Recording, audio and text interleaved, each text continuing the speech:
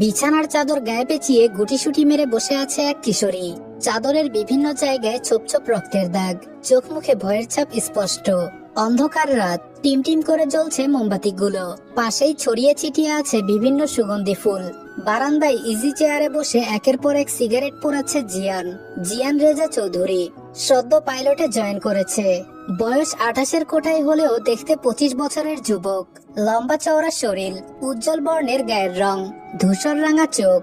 কিছু সময় পর উঠে এসে কিশোরীর সামনে বসলো। সিগারেটে শেষ টান দিয়ে ধোয়া নয়নার চোখে মুখে ছাড়লো। মোবাইলের টর্চ অন করে বলে বিয়ে হলে স্বামীর আদর সহ্য করতে হয়, তা কি জানো না? নয়না চুপ করে আছে। শরীরে অসহ্য ব্যথা, চোখ থেকে টুপটুপ করে অশ্রু ঝরছে। জিয়ান বলল, বয়স কত তোমার, নাম কি? নয়না তবুও চুপ করে আছে, চোখ থেকে অঝর ধারায় অশ্রু ঝরছে। জিয়ান রেগে বলে, বোবা নাকি তুমি? যেটা জিজ্ঞেস করলাম উত্তর দাও। নয়না তবুও মুখ থেকে কথা বের করলো না। জিয়ান নয়নার বাহু ধরে বলল, নাম জিজ্ঞেস করেছি তো, উত্তর দাও। নয়না কাপা কাপা কণ্ঠে বলল, সুনয়না। জিয়ান বলল, তোমার বোন কোথায়? নীলাঞ্জনা কোথায়?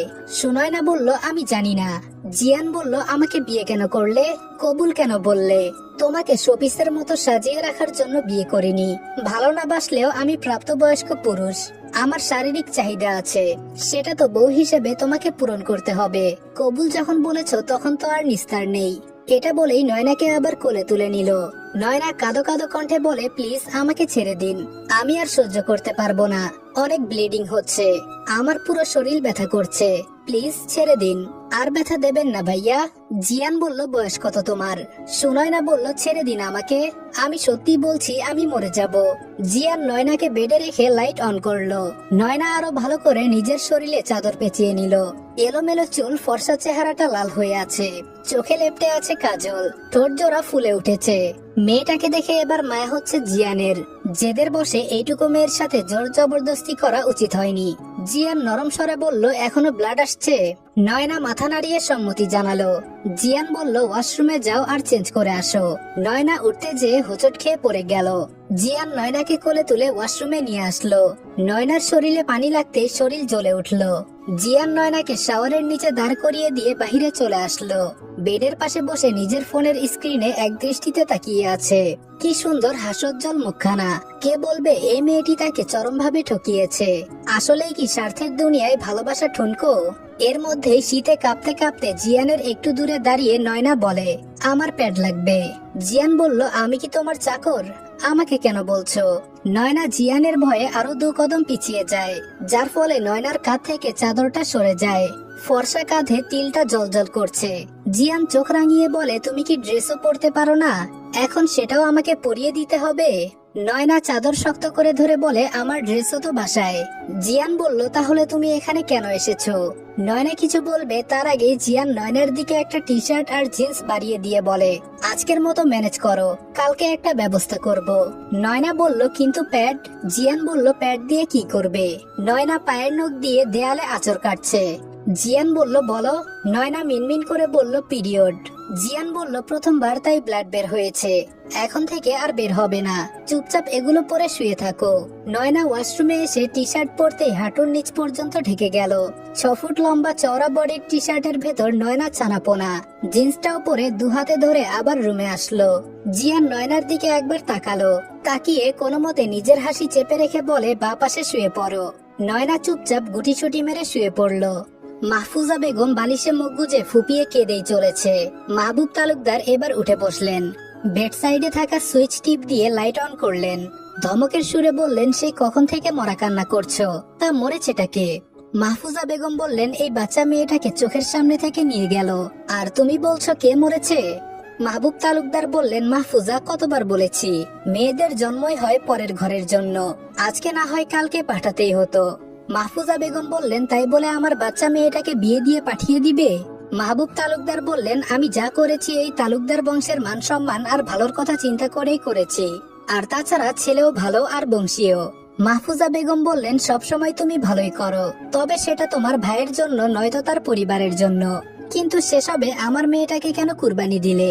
মাহবুব তালুকদার বললেন, আমার মেয়ে আর আমার ভাইয়ের মেয়ে আমার কাছে আলাদা না, নীলাঞ্জনা একটা ভুল করেছে, তার ভুলের জন্য আমরা শাস্তি দেব, কিন্তু সমাজের মানুষের কাছে নিজের মেয়ের সম্মান নিয়ে কথা উঠুক সেটা তো হতে দিতে পারি না।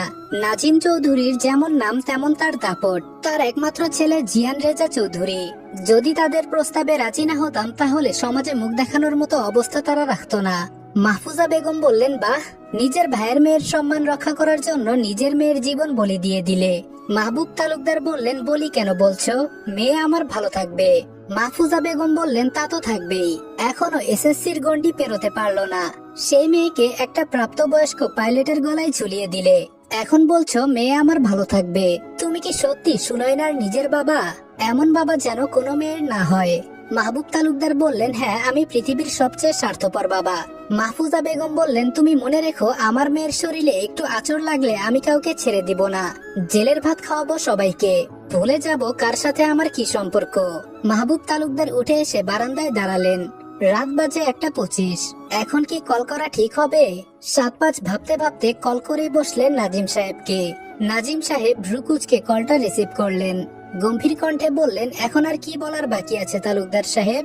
মাহবুব তালুকদার বললেন, রাগ অভিমান করাটা স্বাভাবিক, কিন্তু ভাগ্যের খেলা আমাদের তো বোঝা দেয়। নাজিম চৌধুরী বললেন, যেটা বলার জন্য কল করেছেন সোজা সেই পয়েন্টে আসুন। মাহবুব তালুকদার বললেন, আমার মেয়েটা নাবালিকা, এখনো তার 18 বছর হতে 2 বছর বাকি। আপনার ছেলেকে বলবেন আমার মেয়েটার সাথে যাতে কোনো রকম খারাপ কিছু না করে। নাজিম চৌধুরী বললেন, নাবালিকা মেয়েকে বিয়ে দেওয়ার সময় মনে ছিল না? এখন নিজের ছেলেকে এসব আমি কোন মুখে বলবো? মাহবুব তালুকদার বললেন, ভাই, আমার মেয়েটাকে নিজের মেয়ে মনে করে একটু খেয়াল রাখেন। নাজিম সাহেব কল কেটে দিয়ে বলেন, নাইস জোকস। একটা 27 বছরের যুবকের বউ কিনা নাবালিকা? মিতা বেগম বললেন, কি বলো? তাহলে যাও ছেলেটাকে আটকাও, রাগের বশে মেয়েটার সাথে কি না কি করে ফেলবে। নাজিম চৌধুরী বললেন, তোমার ছেলের রাগ তোমার অবশ্যই জানা।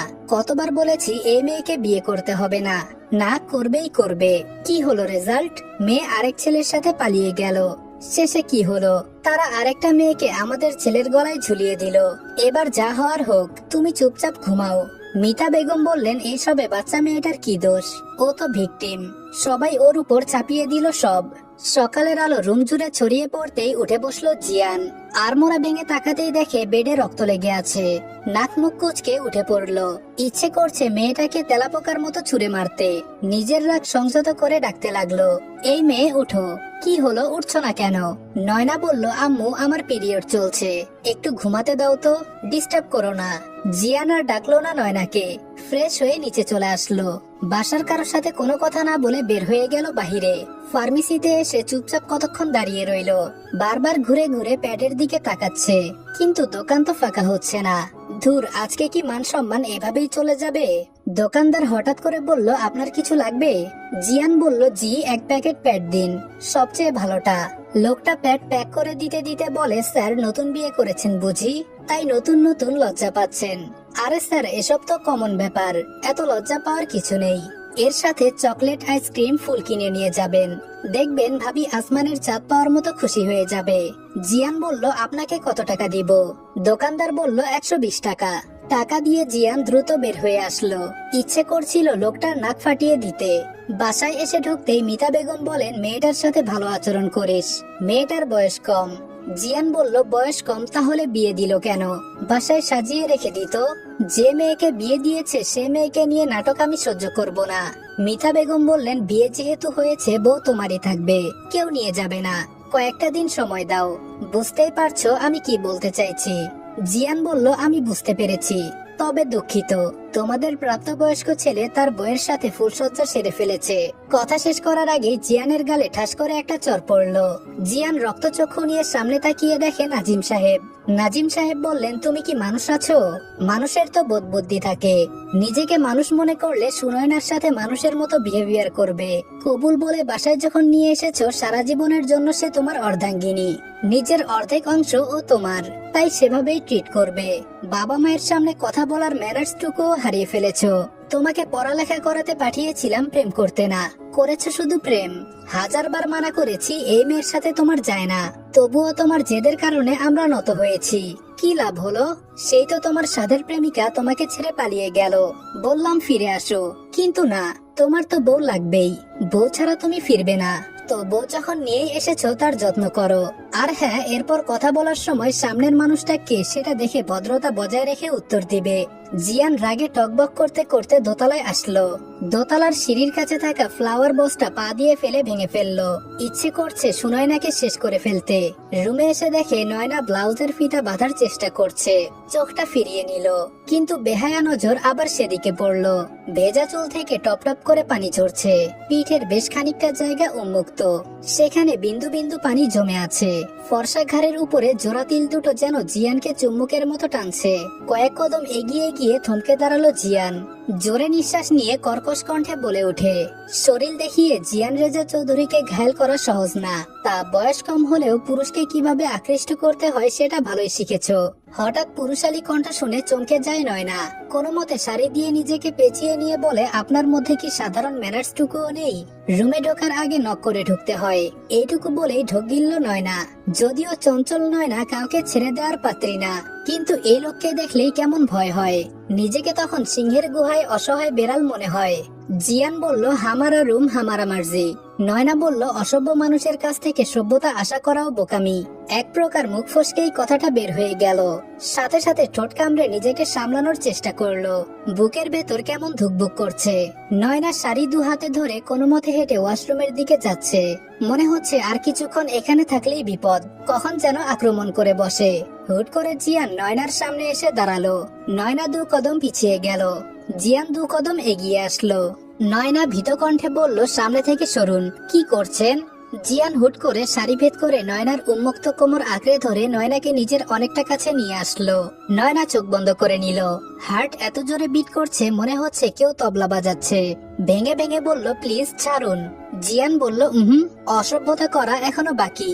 এটা বলেই নয়নাকে ঘুরিয়ে নয়নার পিঠ নিজের বুকের সাথে মিশিয়ে নয়নার কাঁধে মাথা রেখে বলে, বড্ড আদুরে তুমি।